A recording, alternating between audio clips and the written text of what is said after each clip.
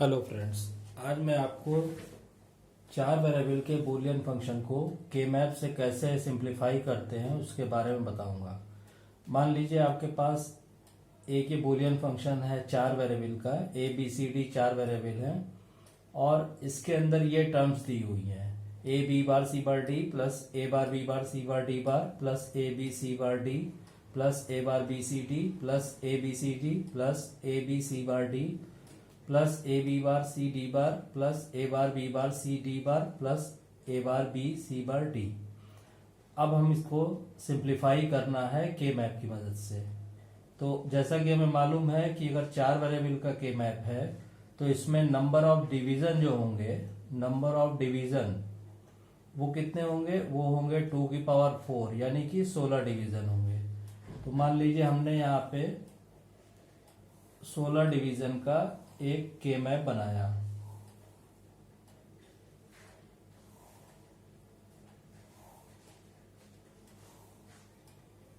इस तरह हमने 16 डिवीजन का 16 खाने का एक के मैप बनाया। ये फंक्शन रिप्रेजेंट कर रहा है। इसमें जो रोज हैं वो मान लीजिए वेरिएबल ए बी रिप्रेजेंट कर रही हैं और जो कॉलम है वो वेरिएबल सी डी रिप्रेजेंट कर रहे हैं। अब हमें मालूम है कि इसमें हम जो हर डिवीजन को मार्किंग करते हैं वो इसको हम जैसे 0 0 0 1 1 1 1 0, सिमिलरली इधर 0 0 0 1 1 1 1 0 इस तरह रिप्रेजेंट कर सकते हैं। अगर वेरिएबल की फॉर्म में लिखें तो ये डिवीजन, ये कॉलम रिप्रेजेंट करेगा सी बार डी बार, C bar D, C D और सी डी बार। सिमिलरली अगर इसको हम वेरिएबल की फॉर्म में लिखें तो ये रो रिप्रेजेंट करेगी A bar B bar, A bar B, A B और ए बी बार। अब हम क्या करेंगे कि हमारे गिवन बुलियन फंक्शन में जो जो टर्म्स दी हुई हैं उनको हम यहाँ पे मार्क करेंगे। जैसे पहली टर्म लीजिए A B bar C bar D, तो ए बी बार, आप इसमें देखिए ए बी बार कौन सी रो है? ये ए बी बार और इसके करस्पॉन्डिंग सी बार डी, इसके करस्पॉन्डिंग सी बार डी ये कॉलम है सी बार डी और ये रो है। यानी ये जो डिवीजन है, ये जो खाना है, ये आपका इस टर्म को रिप्रेजेंट करता है। इसी तरह हम ये लेंगे ए bar B bar C bar D बार, तो ए बार बी बार पे जाएंगे तो ये ए बार बी बार की रो हो गई और सी बार डी बार ये हो गया। तो ये सेकेंड टर्म यहां पे रिप्रेजेंट होगी। इसी तरह थर्ड टर्म लेंगे A B C bar D, तीसरी टर्म लेंगे तो ए बी ये हो गया, सी बार डी ये कॉलम हो गया, तो यहां पे रिप्रेजेंट कर देंगे। उसके बाद फोर्थ टर्म पे आइए ए बार बी सी डी, ए बार बी सी डी ये हो गया आपका ए बार बी सी डी।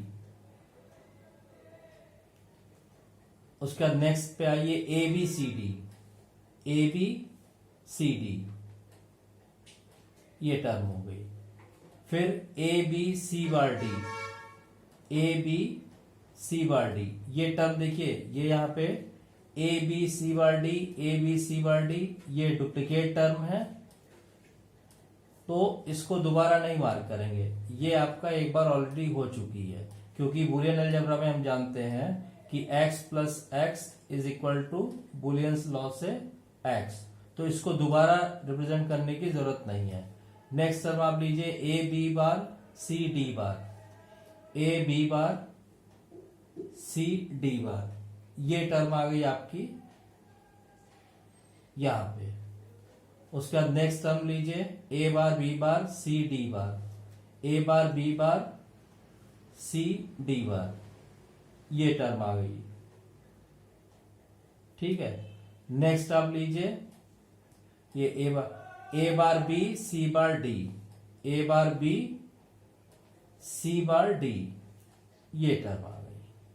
तो इस तरह जितनी भी टर्म्स यहां पे थी वो हमने यहां पे मार्क कर दी। अब इसके बाद हम क्या करेंगे, पेयरिंग करेंगे। तो जैसा कि मैं बता चुका हूं अपने पहले वीडियो में कि बड़े से बड़ा पेयरिंग करने की कोशिश करते हैं।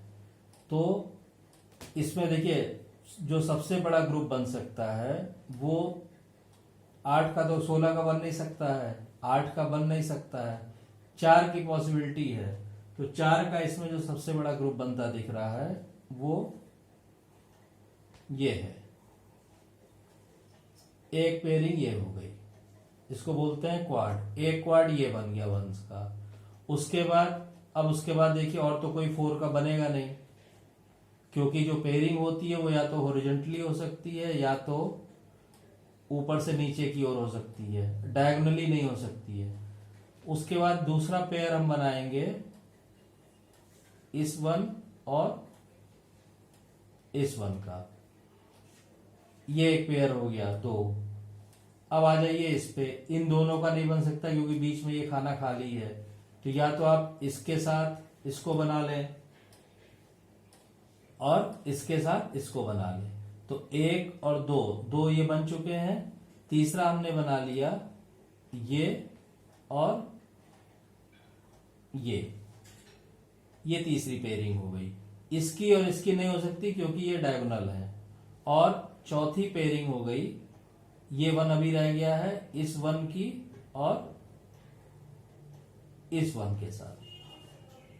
तो इस तरह ये 4 पेयरिंग हो जाएगी वंस की। मैं रिपीट कर दे रहा हूं ताकि आपको क्लियर रहे।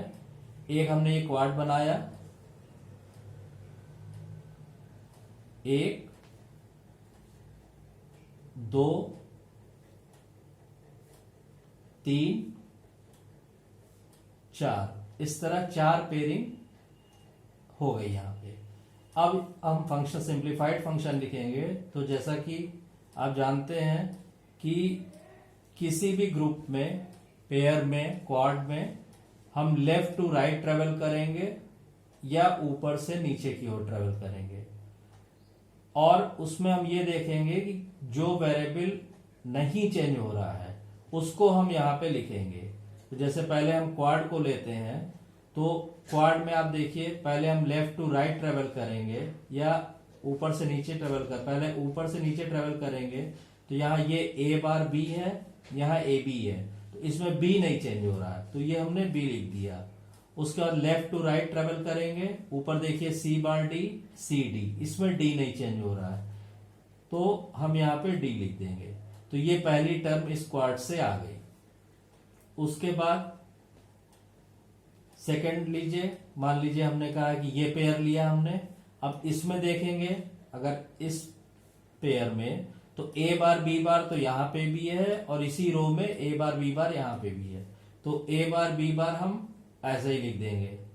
अब कॉलम वाइज देखिए तो इस कॉलम में ऊपर क्या है, सी बार डी बार, और इस कॉलम में है सी डी बार, यानी डी बार अपनी वैल्यू नहीं चेंज कर रहा है तो इसके साथ हम डी बार लिख देंगे। ठीक, नेक्स्ट आइए, 1 2 हो चुका। अब ये तीसरा पेयर ले लीजिए, ये वाला। इसमें देखिए इसमें लेफ्ट टू राइट ट्रेवल करना ही नहीं है, ठीक है, ऊपर से नीचे ट्रेवल कर सकते हैं। तो ए बी बार, इसमें ए नहीं चेंज हो रहा है, हमने ए लिख दिया। और कॉलम तो चेंज हो नहीं रहा है तो सी बार डी लिख दिया हमने, सी बार डी हो गया। अब लास्ट आइए इसमें और इस पेयर में। अब इसमें भी देखिए ऊपर से नीचे ट्रेवल करने पे ये वाला रो ए बार बी बार है और ये वाली रो ए बी बार है, यानी बी बार अपनी वैल्यू नहीं चेंज कर रहा है तो हम यहां पे लिख देंगे बी बार। और चूंकि कॉलम सेम है, ये भी इसी कॉलम में है सी डी बार में और ये भी इसी कॉलम में है सी डी बार में, इसका मतलब सी डी बार अपनी वैल्यू एज इट इज लिखी जाएगी। तो ये आपका आ जाएगा सी डी बार। ये आपका फाइनल आंसर आ गया। अब आप देखिए सिंप्लीफिकेशन टेक्निक से क्या फायदा हुआ कि जो ओरिजिनल फंक्शन आपका 1 2 3 4 5 6 7 8 9 टर्म का था। मान लीजिए अगर इसमें रिडंडेंट टर्म को एक माइनस भी कर दें तो भी अगर 8 टर्म का जो फंक्शन था बुलियन फंक्शन, वो के मैप की मदद से सिंप्लीफाई होके 4 टर्म्स का रह गया। तो ये सबसे बड़ा यूज है के मैप टेक्निक का बुलियन फंक्शन को सिंप्लीफाई करने के लिए। और जब टर्म छोटा रह जाए, जब फंक्शंस कम रह जाएंगे, तो इसका सर्किट डिजाइन करने में भी ज्यादा सिंपल हो जाएगा। Thank you.